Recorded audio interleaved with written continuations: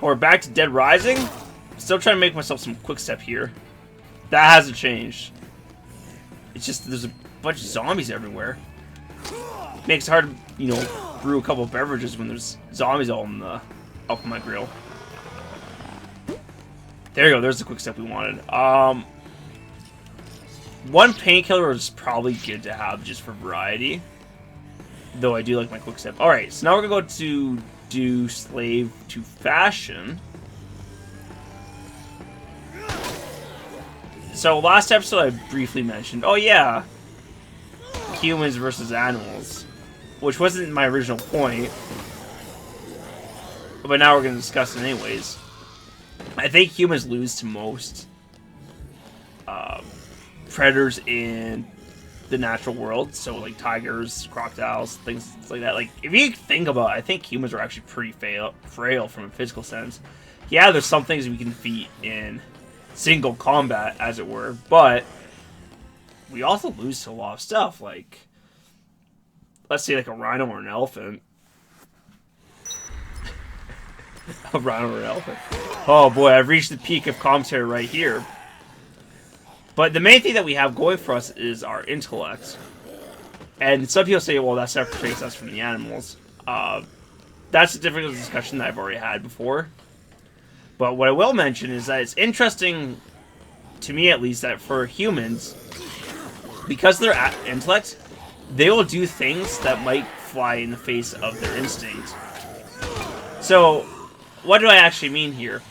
Let's consider my dogs. My dogs act in a very predictable fashion. They are predictably greedy. They like to go out for walks. They like human interaction. There's nothing very subtle about the dog. The dog is pretty straightforward. But also, I can rely on my dogs to act on instinct for the most part. And I'm assuming that's what they do most of the time. They don't have things like, oh, I'm going to do deception or try and be subtle about things. They are what they are. Although I think you can say that things like chimpanzees or something might be able to use higher social skills, say like deception or diplomacy or what have you. But that's not the point of the argument. Or the conversation, at least. So for humans, we can, because of our intellect, we can do things that aren't instinctual. For example, if we might have the flight response, let's say we see a bunch of zombies, but instead of running away, which might be what our instincts tell us to do, we can say, no, we're going to go here and fight the zombies against our better judgment. Like, we can have logic override emotion. Or instinct in this case. Whereas for something like a dog, I don't think that's always the case. Which is interesting for us. Because we can do that. What does that necessarily mean? And why can we do that? Well, the why I'm not even going to pretend to answer. But an interesting side effect of being able to do stuff like that is, I think sometimes being able to use logic in favor of emotions is more beneficial for our survival than, say, relying purely on instinct. To give an example, if we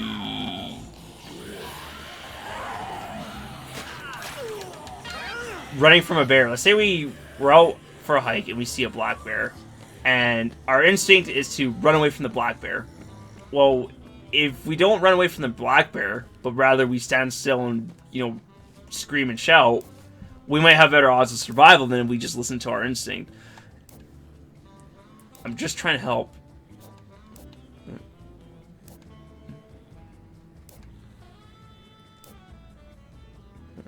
Drunk or some drug? What? Okay.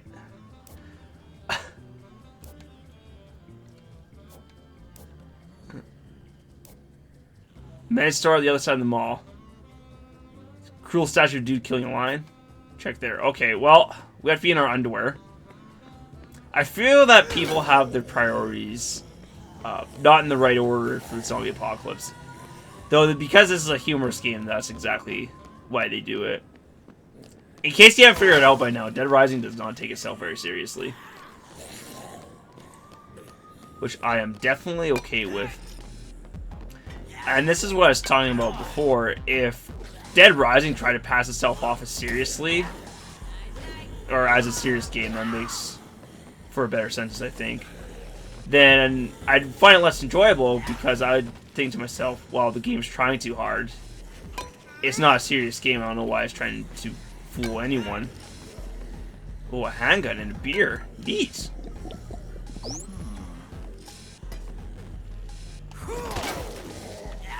Oh, and we still took fall damage from that. Okay, I was curious about that.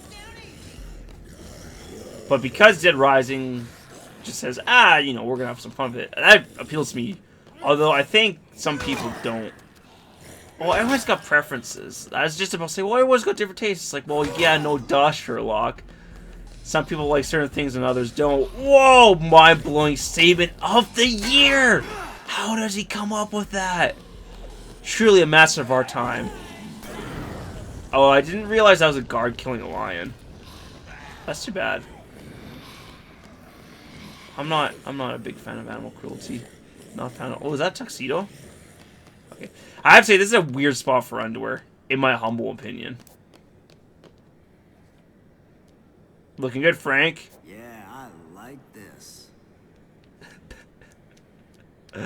Oh man, no comment.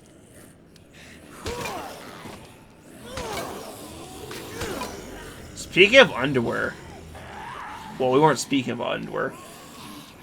Taking in the visual eye candy that is Frank, where do you guys stand on boxers and briefs? Or is that too personal of a question?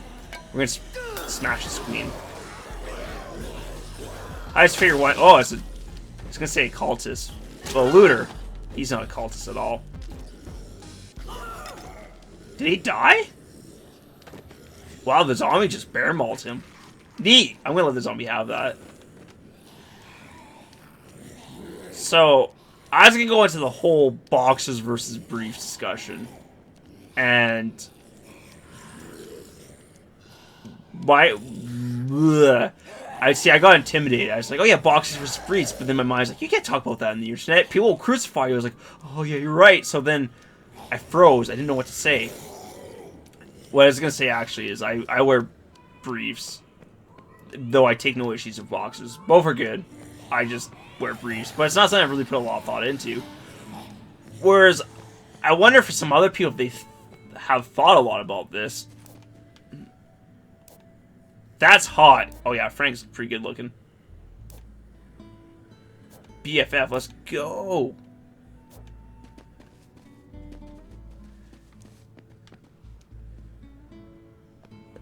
Come on, get it. Well, I definitely look better like this than you. Frank's pretty sassy. Yes. Which is why I enjoy him in this game. Oh, we need to figure out where we're going. Quarter circle forward. Ooh. I'm wondering if we should drop her off too. Oh, actually, it's close to 1 p.m. We got 2 hours. Yeah, we'll just head back. I think that is the smart play. Those kids might be there when we come back. I don't really know, though. Oh, what was I talking about? The whole boxers versus briefs things. I know people have talked about it, and for me, it's just means to end, right? Most of the time, people will ask you about your underwear, and this is why I pride myself for being a loony Let's Player. Here I am asking you guys about your underwear. And if you wear underwear or boxers or briefs, leave a comment section down below just saying, yeah, I do. Just that's all it is. Just, yeah, I do. 3 words. That's all you need to type. Is that too personal of a question? I don't mind answering that, but again, people have different things that offend them compared to others.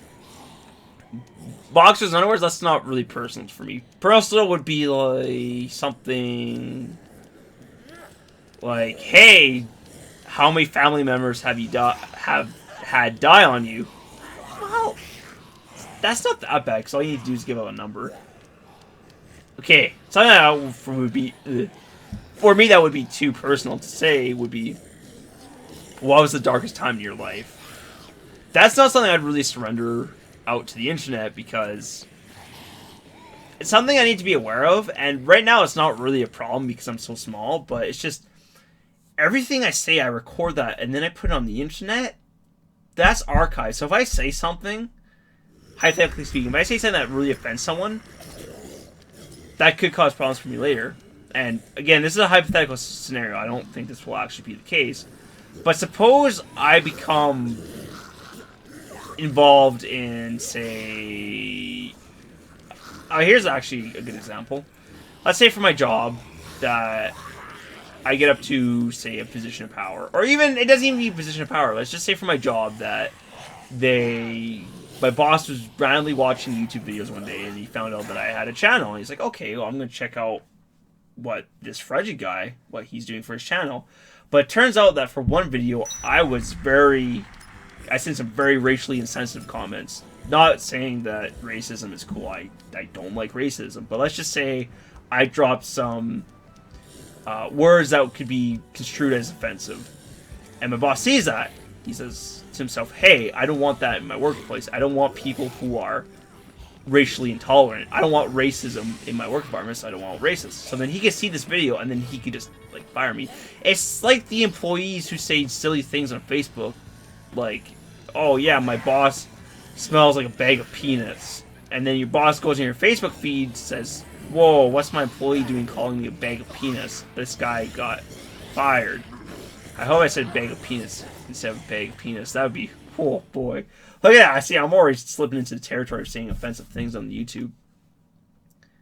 Or even so, I could say things on YouTube that YouTube might say, we don't want you to post content on here anymore, and then they remove my channel. Again, I think this is all unlikely, but it's something that you think one should be aware of when posting content on the internet, or being a content creator by any means. You have to be aware that you're throwing yourself out there. So I think it's important to be guarded, but I also think it's important for you to be true to yourself. And what I mean by that is, I don't mean... I gotta be careful. This is something I need to think about more. Because trying to pretend to be someone who you're not, I don't think is necessarily a good thing. But doing a personality for fun, say like the angry video game nerd, that's completely acceptable in my mind because he's just doing it for fun. Like, he's acting. And if I were saying, oh yeah, you can't act, then, well, that doesn't make a lot of sense. The embarrassment might kill you. Okay.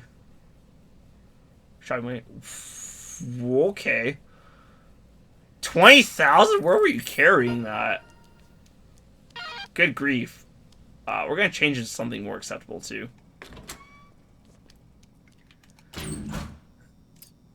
Oh, Willamette. Ooh. Nice. You know, this is the default. I don't know if we need the glasses. No, we'll keep the glasses. I'm a sucker for original outfits. Oh, okay, what do we got? So we have an hour, basically. That's not enough time to get to there, so we'll just go on fooling around for a bit. Do whatever, you know. Blow up some zombies. Things like... What was he talking about? Oh, yeah, just basically not being an idiot on the internet. I mean, some people really eat up that drama, though. You go on Twitter and say, hey, I think that they should remove chocolate ice cream from all stores. Like, oh, that's a controversial subject, and people will latch onto it. And that's not the personality I would want to be, but if you're consciously aware of what you're doing, I think that's the most important part. So, me doing these videos on YouTube, I need to be aware of the fact that, again, I'm throwing myself out there, but as long as I'm aware of the fact, I think that's more acceptable than, say, if I'm ignorant. That, oh no, I said something offensive in the video, then I uploaded it, and then I got repercussions for it. Someone in a mascot costume over by the Kids' Choice Clothing in the Palisades. Oh boy.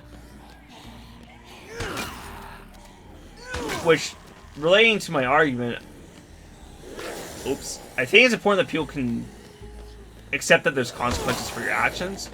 And I think it's like no matter what you do, there's always going to be consequences. And I don't mean that in the sense that whatever you do, this Inquisitor's going to come out and he's going to condemn you. And he's going to like take a brander and just brand you with inquisitorial marks. Like, you've been judged.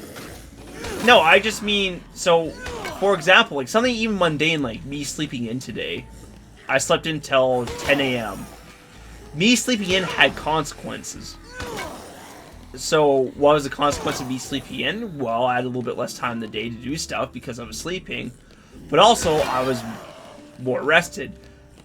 That was a consequence of me sleeping. It was that I just ended up being more rested. What are we even doing in my life? We should go eat some food. And when I say consequences, I don't necessarily mean that in the derogatory sense. I think consequences is a pretty neutral word in meaning. So, again, by me sleeping in, I don't think people would say, oh, those were the consequences of you sleeping in. They were very bad. No, they were just consequences. But, obviously, there's things that have more extreme ramifications. Like, say if I went out to the street and I assaulted an individual, there's going to be consequences for my actions, and they're going to be much more severe than, say, me putzing around and combing my hair every other day. So there's varying degrees, and I think as long as you... I should be careful. I was going to say, as long as you're aware of the consequences of your actions, then everything's good. But that being said, awareness doesn't justify people in some cases. There is a loaded, complicated thought right there in that sentence. However, I can't articulate it well enough in the time I'm going to end this video, which is actually right now. So I'm going to say thank you all for watching, and I'll see you guys later.